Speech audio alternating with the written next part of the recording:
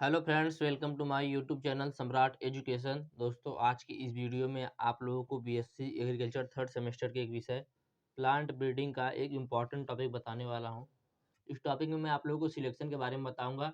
Selection क्या होता है, सिलेक्शन मेथड क्या होता है, मैं सेल्फ पोलिनेटेड क्रॉप से सिलेक्शन कैसे करते हैं, और method of selection in crop pollinated crop, दोनों को मैं बताऊँगा और बहुत आसानी से बताऊंगा, आप लोगों को समझ में भी आ जाएगा। तो आप लोग वीडियो को लाइक कर दीजिएगा और चैनल को सब्सक्राइब कर दीजिएगा। और यदि आप लोगों को इसका पीडीएफ चाहिए तो डिस्क्रिप्शन में व्हाट्सएप ग्रुप का लिंक और व्हाट्सएप नंबर दिया गया है, मैसेज करके आप लोग इसका पीडीएफ भी ले सकते हैं। तो चलिए देखते हैं सिलेक्शन क्या होता है। सबसे पहले सिलेक्शन जानेंगे कि सिलेक्शन क्या होता है। सिलेक्शन को हिंदी में वर्ण कहते हैं या चयन कहते हैं।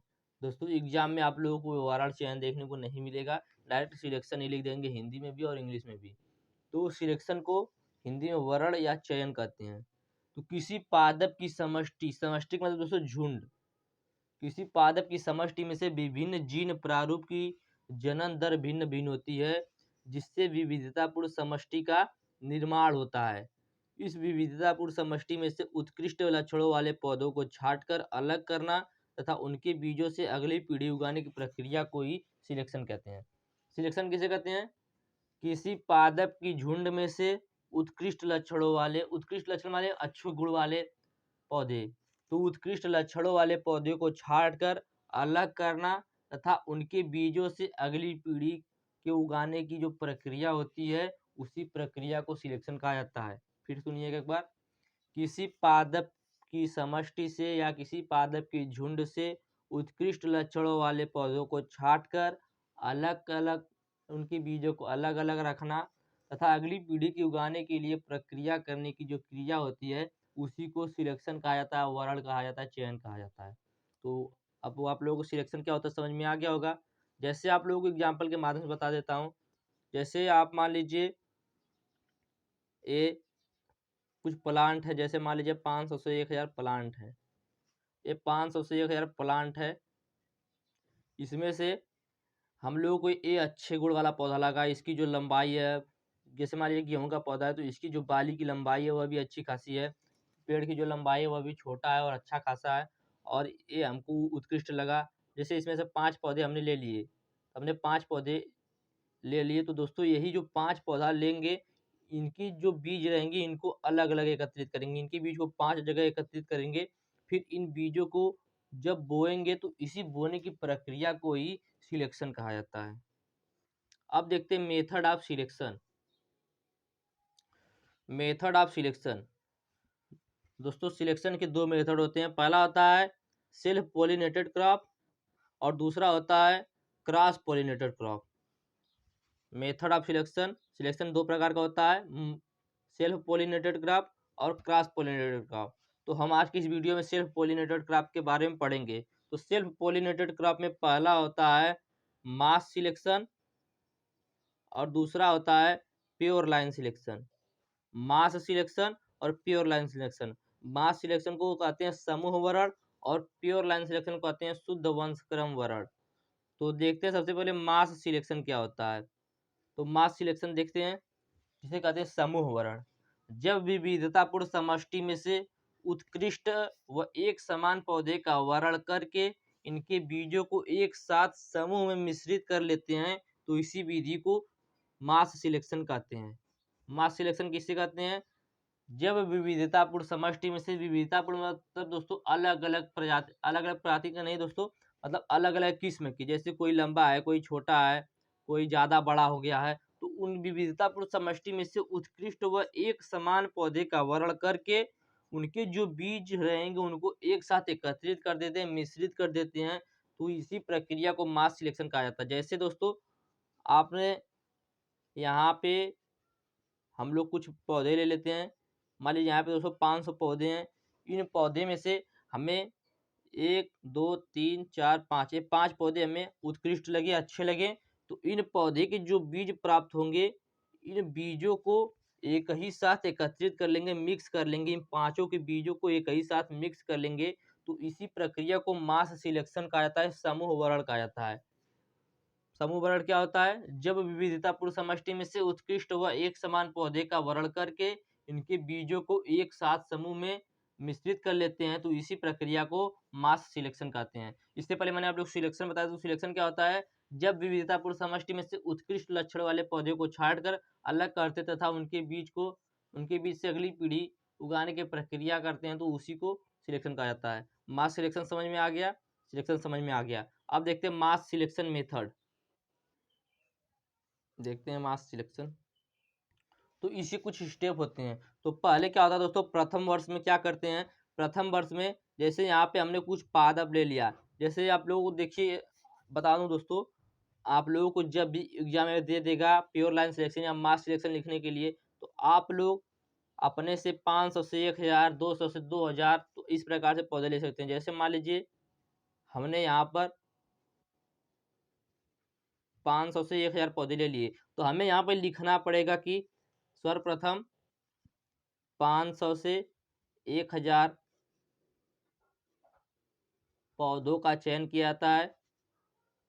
दोस्तों इनमें से 500 से 1000 पौधे का चयन किया जाता है। फिर इनमें से जो उत्कृष्ट पौधे होते हैं उनका चयन करते हैं। फिर इन चयनित पौधे, दोस्तों जो भी यहाँ हम प्रथम वर्ष में जो भी क्रिया करेंगे यहाँ पर हमें लिखना है, यदि हम लिखेंगे नहीं तो हमारा गलत हो जाएगा और एग्जामिनर जो रहेगा पूरा नंबर काट देगा। तो आप लोगों को यहाँ पर लिखना है कि क्या कर रहे हैं आप प्रथम वर्ष में, क्या कर रहे हैं द्वितीय वर्ष में, तृतीय वर्ष में क्या कर रहे हैं, चतुर्थ वर्ष में क्या कर रहे हैं, तो सब कुछ लिखना है। तो देखते हैं प्रथम वर्ष में क्या किया जाता है, हमने 500 से 1000 पौधे का चयन कर लिया। ये दोस्तों 500 से 1000 पौधे हैं, इनका हमने चयन कर लिया। इन चयनित पौधे में से जो उत्कृष्ट पौधे हैं, जो अच्छे गुण वाले पौधे हैं, उनको सिलेक्ट कर लेते हैं। पहले 1000 पौधा सिलेक्ट किया गया, फिर उन 1000 पौधे में से अच्छे गुण वाले पौधे को सिलेक्ट किया जाता है और इनके सिलेक्ट करने के बाद जब इनकी बीज होती हैं, जो कटाई के बाद इनकी जो बीज होती है एक साथ मिश्रित कर लेते हैं। यहाँ पर देख सकते हैं इन चयनित पौधे के बीजों को एक साथ मिश्रित कर देते हैं। दोस्तों ये जो क्रिया हमने किया यहाँ पर हमने देखिए लिखा है आप लोगों को समझाने के लिए ही। उसके बाद क्या करते हैं, द्वितीय वर्ष में हम लोग आ जाते हैं। उस बीज को लेकर हम क्या कहाँ आ जाते हैं दोस्तों, द्वितीय वर्ष में। द्वितीय वर्ष में क्या करते हैं, उस बीज का प्राथमिक परीक्षण करते हैं, उस बीज की बुआई करते हैं। तो उस बीज के क्या करते हैं, प्राथमिक परीक्षण करते हैं, प्राथमिक उपज परीक्षण। तो उसके बाद दोस्तों हम लोग आ जाते हैं तृतीय वर्ष में। तृतीय वर्ष में क्या करते हैं, तृतीय से पंचम वर्ष तक। ये तृतीय से पंचम वर्ष क्यों लिखा गया है, क्योंकि दोस्तों यह क्रिया 2 साल होती है। यहाँ पे जो क्रिया होती है वह 2 साल होती है। यहाँ पर गुणवत्ता वाली उपज का परीक्षण किया जाता है, उसके बाद नई किस्म हमें जो है वह प्राप्त हो जाती है। तो इसमें यह क्रिया कितनी बार की जाती है, 2 बार की जाती है, इसीलिए 3 से 5 वर्ष तक यहाँ पर लिखा गया है। उसके बाद क्या होता है दोस्तों, यहाँ पे हमने गुणवत्ता वाली उपज का परीक्षण किया, जिससे हमें 2 बार करने से नई किस्म एक प्राप्त हो गई। उसके बाद क्या करेंगे अगले वर्ष में, छठ दोस्तों ये 6वां वर्ष है। तो इसमें क्या होगा, हमें दोस्तों एक नई किस्म प्राप्त हो गई, तो उस नई किस्म को दोस्तों हम रिलीज्ड वैरायटी का गुणन करते हैं। जो दोस्तों हमें नई वैरायटी प्राप्त हुई है उसका मल्टीप्लिकेशन करते हैं, सीड मल्टीप्लिकेशन करते हैं। उसके बाद हम किसानों को वितरित कर देते हैं। तो दोस्तों यही थी प्रक्रिया। ये प्रक्रिया क्या थी, मास सिलेक्शन की थी। फिर से आप लोग बता देता हूँ दोस्तों, सबसे पहले क्या किया हमने, 500 से 1000 उत्कृष्ट पौधों, 500 से 1000 पौधे का चयन किया, 500 से 1000 पौधे का चयन किया। उसके बाद दोस्तों इन पौधों में से हमने जो कुछ सुपीरियर प्लांट हम लोगों को देखने को मिले हमने उनको सिलेक्ट कर लिया, सुपीरियर प्लांट को सिलेक्ट कर लिया। उसके बाद क्या करेंगे, सुपीरियर प्लांट को सिलेक्ट करने के बाद उनसे जो बीज प्राप्त होंगे उन बीजों को मिक्स कर लेंगे, बीजों को मिक्स कर लेंगे। उसके बाद दोस्तों यह था प्रथम वर्ष में। द्वितीय वर्ष में क्या होगा, द्वितीय वर्ष में दोस्तों जो बीज हमें अभी प्राप्त हुए हैं उन बीजों को अलग अलग क्षेत्र में बो देंगे। दोस्तों अलग अलग क्षेत्र में बोएंगे और क्षेत्र ज़्यादा दूर पे नहीं होना चाहिए, पास में होना चाहिए, और कम से कम 3 जगह बोएंगे, ज़्यादा से ज़्यादा बहुत से जगह पर बो सकते हैं, कम से कम 3 जगह पे बोना चाहिए। और दोस्तों उनके जो बीज की दूरी रहेगी वह भी कम होना चाहिए। क्यों, क्योंकि दोस्तों यदि आपने यहाँ पे बोया और एक यहाँ पे बोया तो इनके बीच में कुछ डिस्टेंस हो जाएगा, तो मिट्टी का भी दोस्तों कुछ प्रभाव पड़ता है, इसलिए आसपास में बोना चाहिए, बहुत ही कम दूरी रहनी चाहिए इन दोनों के बीच में। तो द्वितीय वर्ष में क्या करते हैं, हम जो बीज प्राप्त हुआ हमें उनकी बुआई कर देते हैं। उसके बाद दोस्तों बुआई करने के बाद यहाँ पे हम प्राथमिक उपज जो प्राप्त होता है उसका परीक्षण करते हैं। उसके बाद हम लोग आ जाते हैं तृतीय वर्ष में। तृतीय वर्ष में क्या करते हैं दोस्तों? तृतीय वर्ष में क्या करते हैं, जो उससे हमें बीज प्राप्त हुआ द्वितीय वर्ष से, यहाँ पे मैं दूर दूर बना दे रहा हूँ तो आप लोग इसको पास पास में ही समझिएगा, ये दोस्तों पास पास में ही है। तो क्या करते हैं, जो हमें बीज प्राप्त हुआ उनका गुणवत्ता परीक्षण करते हैं। उनको दोस्तों आप अलग अलग क्षेत्र में बो देते हैं।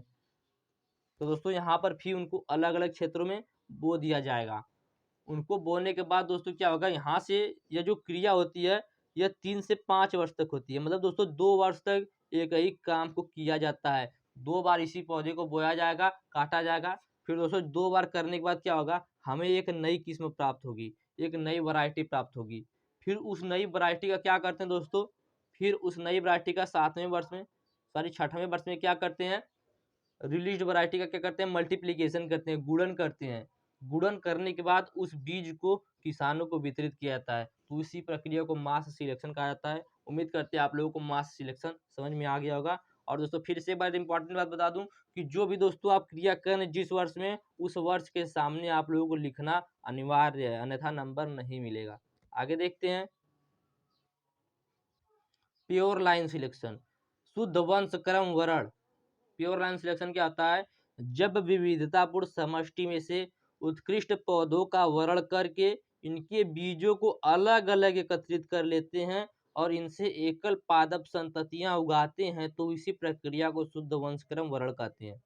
उसमें क्या था दोस्तों, उनमें बीजों को एक ही साथ मिश्रित कर देते थे। इसमें क्या करेंगे, इनके बीजों को अलग अलग रखेंगे और उनसे एकल पादप संतति उगाएंगे, अलग अलग पादप को उगाएंगे, तो उसी को कहा जाता है एकल पादप संतति। तो प्योर लाइन सिलेक्शन क्या होता है, जब विविधतापूर्ण समष्टि में से उत्कृष्ट पौधों का वर्ण करके इनके बीजों को अलग अलग एकत्रित कर लेते हैं और इनसे एकल पादप संततियां उगाते हैं, तो इसी प्रक्रिया को शुद्ध वंशक्रम वर्ण या प्योर लाइन सिलेक्शन कहा जाता है। मास सिलेक्शन किसे कहा जाता था, मास सिलेक्शन क्या था दोस्तों, जब विविधतापूर्ण समष्टि में से उत्कृष्ट व एक समान पौधे का वर्ण करके इनके बीजों को एक साथ समूह में मिश्रित कर लेते हैं, तो इस क्रिया को मास सिलेक्शन कहा जाता था। प्योर लाइन सिलेक्शन आ गया।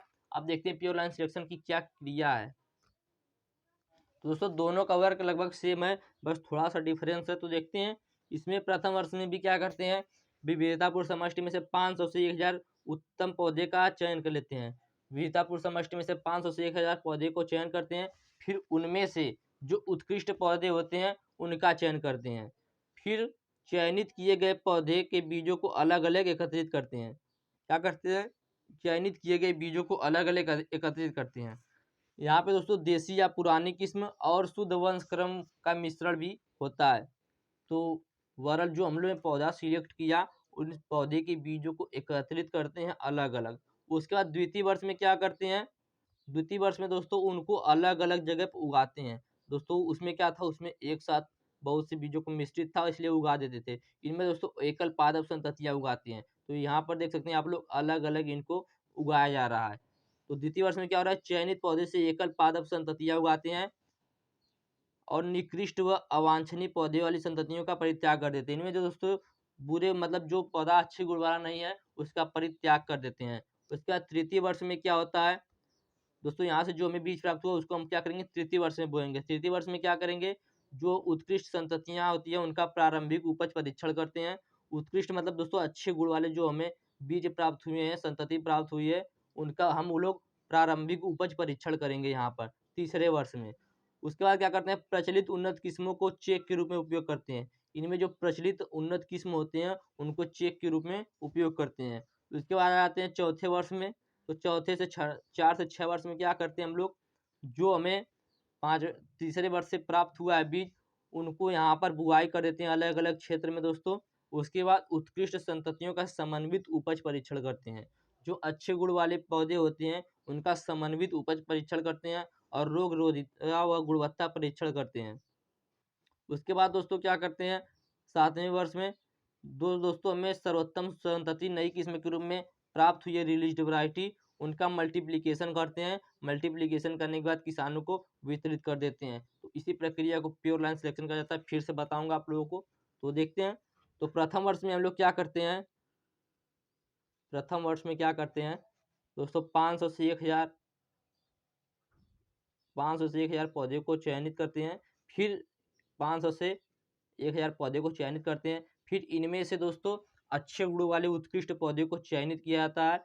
चयनित करने के बाद उनके जो बीज होते हैं उनको अलग-अलग एकत्रित किया जाता है। फिर द्वितीय वर्ष में क्या किया जाता है?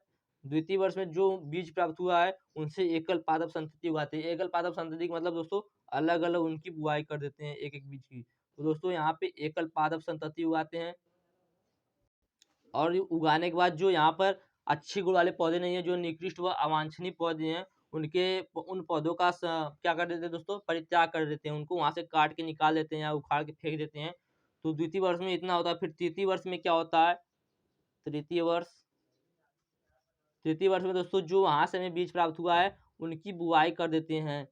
उनकी बुआई करने के बाद यहाँ से जो हमें उत्कृष्ट संतति प्राप्त होती है उनका प्रारंभिक उपज परीक्षण किया जाता है। क्या किया जाता है? उनका प्रारंभिक उपज परीक्षण किया जाता है। उसके बाद 4 से 6 वर्ष में दोस्तों, यहाँ से 4 से 6 वर्ष क्यों है? क्योंकि यही जो क्रिया 2 वर्ष तक लगातार होती है। 4 में भी होगी, 5 में भी होगी, 6 में भी होगी। सॉरी दोस्तों 3 वर्ष तक लगातार यही क्रिया होती है, इसलिए यहाँ 4 से 6 वर्ष तक एक ही साथ लिया गया है। तो यही जो क्रिया है 4 से 6 वर्ष में क्या किया जाता है? उत्कृष्ट संतति का समन्वित उपज परीक्षण करते हैं। कितनी बार? 3 बार। फिर रोगरोधिता और गुणवत्ता परीक्षण करते हैं। कितनी बार? 3 बार। जब 3 बार करते हैं तो हमें एक नई वैरायटी प्राप्त होती है। क्या प्राप्त होती है दोस्तों? एक नई वैरायटी प्राप्त होती है। फिर उस नई वैरायटी जो हमें प्राप्त होती है उसे रिलीज्ड वैरायटी के रूप में किया जाता है। उस रिलीज्ड वैरायटी सॉरी दोस्तों फिर 7वें वर्ष में आ जाते हैं। 7वें वर्ष में क्या होता है? हमें एक नई रिलीज्ड वैरायटी प्राप्त हो गई है। रिलीज्ड वैरायटी प्राप्त हो गई है। फिर इस रिलीज्ड वैरायटी का सीड मल्टीप्लिकेशन करते हैं। फिर सीड मल्टीप्लिकेशन करने के बाद इस बीज को किसानों को वितरित कर दिया जाता है। तो दोस्तों यही था प्योर लाइन सिलेक्शन। तो उम्मीद करते हैं आप लोगों को मास सिलेक्शन, प्योर लाइन सिलेक्शन और सिलेक्शन अच्छी तरीके से समझ में आ गया होगा।